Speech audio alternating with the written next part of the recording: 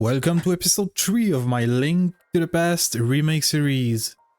Thanks for sticking with me this far, and today we're diving into the sword's hitbox, enemy getting hit, and a few other small tweaks. Let's get into it. I'm gonna create a P entity, as I think it will be the best way to manage everything I'll be adding later. And I used this method in a previous guide, so I'm already somewhat familiar with it. This P entity will later be the parent of the pot, the bomb, enemy, and collectible too. Well, you know, the P entity will host entities, of course. I don't know why I even explained that. I will add a variable for later. This one is to assign a script to this variable, and we will call that script if the player approaches and needs to interact with it.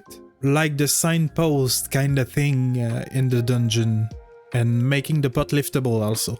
This second variable is the argument. So this will contain the messages and the background of the text box. Entity collision will be there for collision.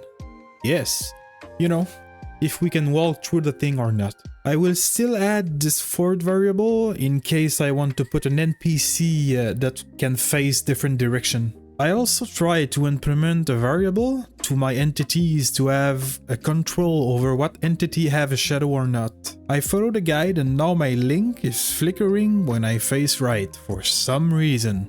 I don't want to get too much into it for now, so I'll just ignore this as it is only visual for now.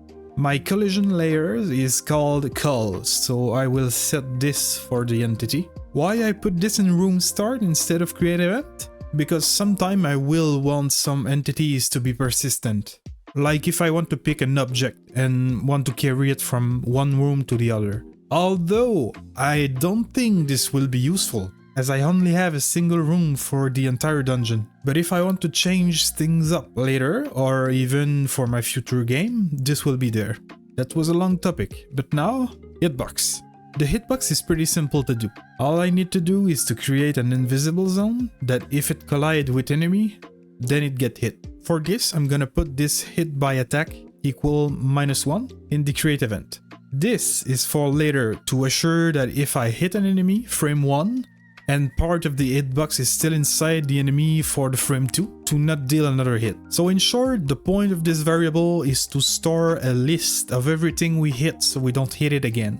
And this is the part where I use the guide, because what I'm doing right now on the screen is something I didn't know even existed, meaning I would have never been able to come up with that on my own. Then let's call the script in here and let's go make it.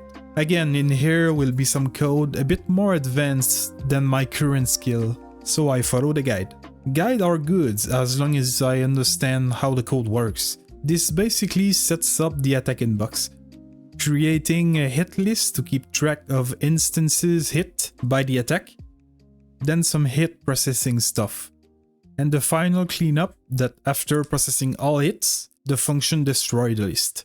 Also, I did the image blend equals C-red to provide a visual cue that the enemy was hit. This is just for testing because the enemy has their own hit animation that I will have to figure out how to implement it somewhere later. But that's a problem for another day. I will figure it out, I always do. Let's create our first enemy without a brain just for testing. And there we go. Now they should get red if my hitbox touch theirs. Wait. What the fuck?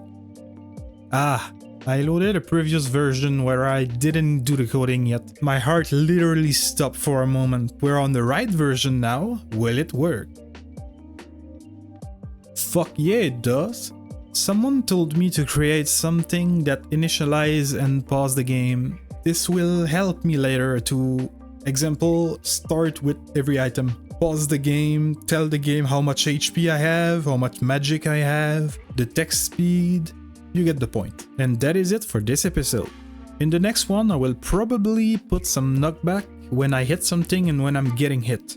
And thanks a lot for watching, subscribe, like and comment if you want. I will answer every comment, and I will see you in the next one. Thank you.